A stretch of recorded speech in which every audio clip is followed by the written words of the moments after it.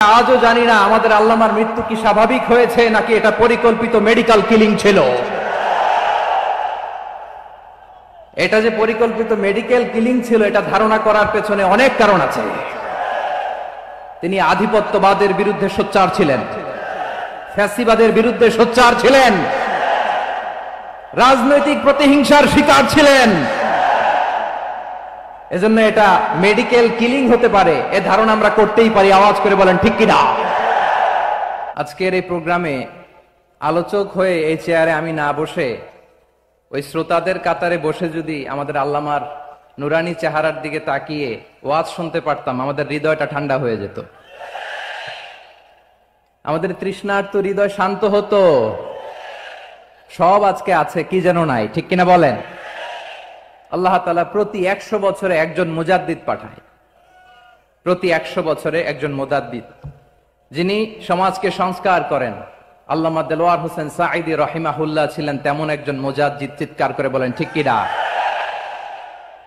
উনি শিরক বিদআতের আস্তানাকে তছনছ করে দিয়েছেন, তাওহীদের বাণীকে সমুন্নত করেছেন, গণমানুষের কাছে তাফসিরুল কোরআনকে জনপ্রিয় করেছেন।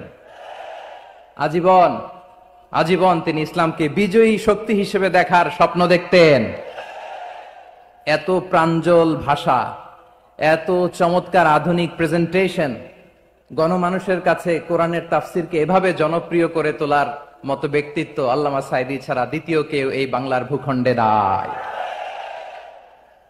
এই যে তাফসিরুল কোরআন, এই যে টার্মিনোলজি, এই টার্মটাই উনি আসলে জনপ্রিয় করেছেন। আমরা আগে জানতাম না যে এভাবে তাফসির করা যায়, এভাবে scientific indications of the Holi কোরআনকে মানুষের কাছে পেশ করা যায়, এভাবে এত জীবন ঘনিষ্ঠ করে, এত ইন্টারেক্টিভ করে কোরআনের কথাগুলো মানুষের কাছে উপস্থাপন করা যায়।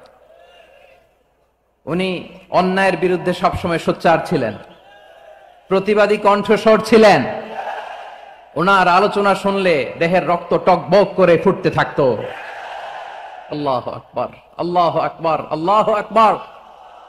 He was a strong mouthpiece of Islamic revivalism. Islamic জাগরণের স্ট্রং মাউথপিস ছিলেন আল্লামা সাঈদী রাহিমাহুল্লাহ।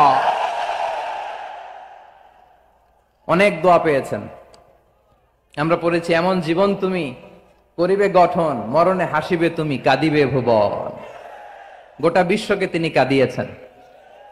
আল্লামা যখন ইন্তেকাল করলেন, আমি তখন মালয়েশিয়া থেকে যুক্তরাষ্ট্রে একটা কনফারেন্সে যোগ দিতে যাচ্ছি, কাতার এয়ারলাইন্সে। মালয়েশিয়া থেকে দোহাতে নামলাম। দোহায় যখন আমার ট্রানজিট, তখন শুনতে পেলাম যে আল্লামা বিদায় নিয়েছেন। সোশ্যাল মিডিয়ায় শুনে বিশ্বাস করতে পারলাম না। মুহূর্তের মধ্যেই মাসুদ সাঈদী ভাইকে মেসেজ করলাম, উনি কোনো উত্তর দিতে পারলেন না। মাসুদ ভাইয়ের সাথে যখন কোলাকুলি করি, আমাদের শামীম ভাইয়ের সাথে যখন কোলাকুলি করি, মনে হচ্ছে আল্লামা সাঈদীর ঘ্রাণ পাই। শরীরটা লিটারালি কাঁপছিল, নিজেকে মানাতে পারছিলাম না, বিশ্বাস করতে পারছিলাম যে আসলে আল্লামা বিদায় নিয়েছেন।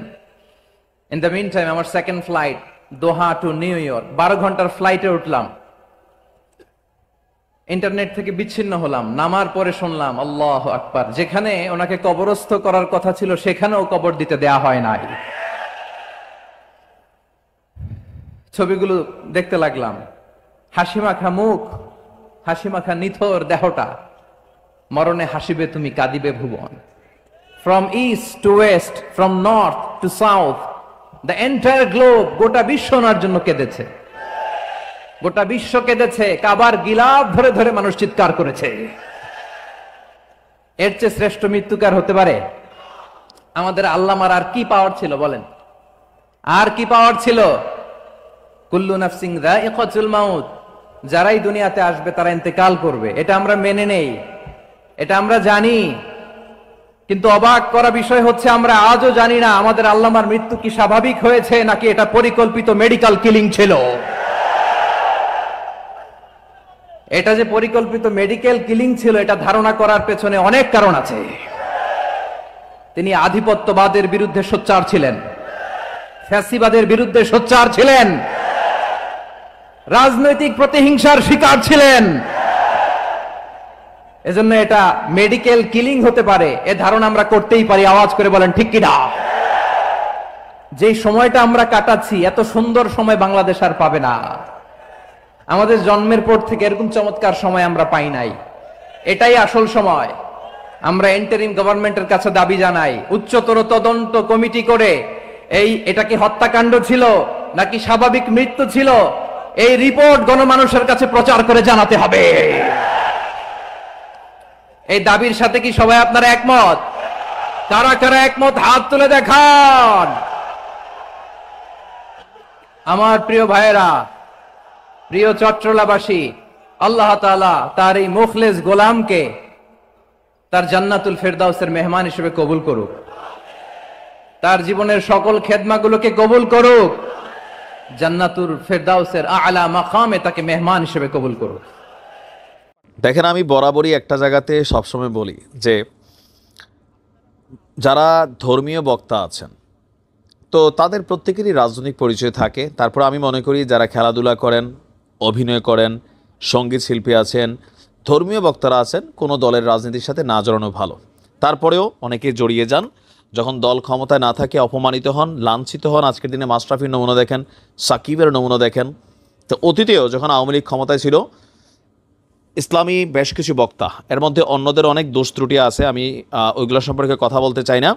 তবে মাওলানা দেলোয়ার হোসেন সাইদি সাহেব সম্পর্কে, উনি পলিটিক্যাল একটা পরিচয় আছে, বাট আমি ওইটা তো ওনারে পছন্দ করি না।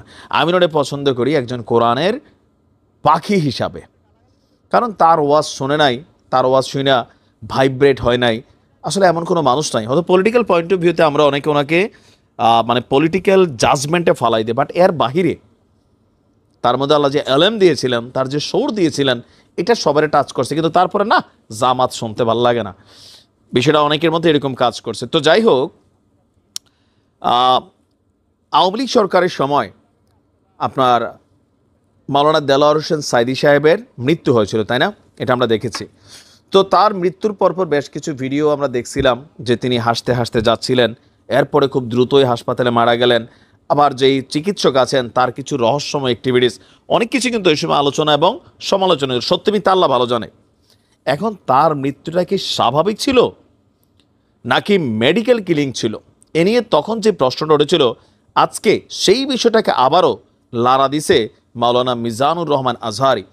তিনি বলছেন যে সাইদি সাহেবের মৃত্যুটা আসলে কি হয়েছিল এটা সম্পর্কে জাতি জানতে চায়, বিষয়টি তদন্ত করে জাতির সামনে প্রতিবেদন প্রকাশ করতে হবে। এখন যদি এমন হয় যে সাইদি হুজুরের দেহ আবার কবর থেকে তুলতে হয়, তাহলে বিষয়টা আবার কেমন জানি হয়ে যাবে। তো তারপরেও জনমনে নানান প্রশ্ন আছে যে ওনার মৃত্যুটা আসলে কিভাবে হয়েছিল। তো তিনি বলছেন যে রাজনৈতিক প্রতিহিংসার শিকার হয়েছিলেন সাইদি, তাই তার মৃত্যু পরিকল্পিত মেডিকেল কিলিংয়েও হতে পারে। এই ধারণা আমরা করতেই পারি যে সময়টা আমরা কাটাচ্ছি, এত সুন্দর সময় বাংলাদেশ আর পাবে না। আর বলা হচ্ছে যে বর্তমান অন্তর্বর্তী সরকারের কাছে দাবি জানাই, সাইদি সাহেবের মৃত্যু স্বাভাবিক নাকি হত্যাকাণ্ড তার তদন্ত কমিটি করে এই রিপোর্ট গণমানুষের কাছে জানাতে হবে। গতকালকে আপনার চট্টগ্রামের প্যারেড ময়দানে এখানে অনেক আলোচনা হয়েছে। সেই আলোচনা থেকে আমরা দেখেছি যে এখানে অনেক বক্তব্য আসছে। তার উপরে সেখানে আবার জামাতের অনেক নেতারা ছিলেন। আবার আজারি হুজুরে বলা হয়ে থাকে তিনি জামাতের প্রোডাক্ট, আওয়ামী লীগও বলছে, বিএনপিও বলে।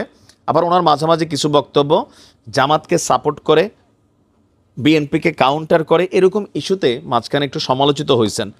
তো বাট মাওলানা দেলোয়ার হোসেন সাইদি সাহেবের ইস্যুটা আলাদা, আমি এটা মনে করি একজন বাংলাদেশের নাগরিক হিসাবে। কারণ সাইদি সাহেবের যেই রাজাকার উপাধি বা মুক্তিযুদ্ধের সময় তার বিতর্কিত ভূমিকা নিয়ে যতগুলো ডকুমেন্টারি দেখলাম, আমরা যে সাক্ষী দেখলাম, কোথাও না কোথাও কিন্তু এটা কিন্তু তৈরি করে ফেলছে মানুষের কাছে। অনেক কিছু এখানে ডকুমেন্টারি আসছে, ওই সাংবাদিক ইলিয়াসের করা প্রতিবেদন না, আমাদের মূলধারার গণমাধ্যম। তারপর হচ্ছে যে সাক্ষী ছিল হিন্দু যেই ব্যক্তি, তার গুম হয়ে যাওয়া, ভারতে চলে যাওয়া, তারপরে তার দেশ থেকে আসার পরে এমনকি তার নিজের মুখের বেশ কিছু স্বীকারোক্তি ভিডিও, এগুলা কিন্তু জনমনে একটা প্রশ্ন তৈরি করছে যে দেল্লা রাজাকার আর দেলোয়ার হোসেন সাইদি কি একই ব্যক্তি ছিলেন নাকি আলাদা ছিলেন। আর যেহেতু তিনি আওয়ামী লীগ সরকারের রোশানলে পড়ছিলেন, সুতরাং তার মৃত্যুটা যেভাবে হয়েছে, হাসি হাসি আসলেন, হুট করে মরে গেলেন, মেডিকেল ডাক্তারের কিছু অ্যাক্টিভিটিস, ওই সময় কিন্তু প্রশ্ন তুলছিল। এই প্রশ্নটার আসলেই সমাধান হওয়া দরকার। দিন শেষে মাওলানা দেলোয়ার হোসেন সাইদির বড় পরিচয়, তিনি জামাতের নেতা না, তিনি একজন কোরআনের পাখি ছিলেন। দেখেন ব্যক্তি জীবনে অনেক দোষ ত্রুটি থাকতে পারে, ফোন আলাপ সবারই আছে ভাই, আপনারটা ভাইরাল হয় না আর কি। দোষ ত্রুটির ঊর্ধ্বে এই দেশ দুনিয়াতে কে আছে? বাট যেটা গুণ সেটাকে গুণ বলতেই হবে। তা আমরাও চাই ওনার মৃত্যু সম্পর্কে একটা ক্লারিফিকেশন হোক। খামাখা আওয়ামী লীগ সরকারের উপর দোষ রেখা লাভ আছে নাকি? অরিজিনাল তিনি স্বাভাবিক মৃত্যুবরণ করতে পারেন, কিন্তু ওই যে আমাদের মনে সন্দেহ আওয়ামী লীগ সরকারের সময় নিশ্চয় মাইরা লাইছে, এরকম প্রশ্ন অনেকেরই মনে হয়েছে। তো তদন্ত হয়ে গেলে এটা দুধ কা দুধ পানি কা পানি ক্লিয়ার হয়ে গেল। আওয়ামী লীগের উপরে যে কালিমা আছে সেটাও সরে গেল।